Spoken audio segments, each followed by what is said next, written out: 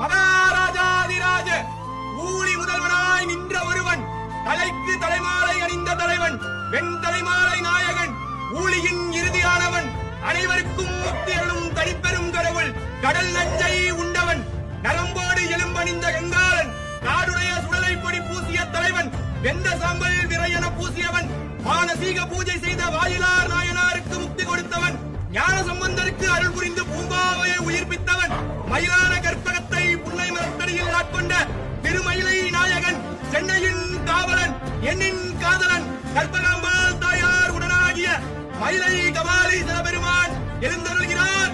வருகிறார் வருகிறார் வருகிறார். அதே மாதிரி இங்க கபாலி சாமி இருக்கு.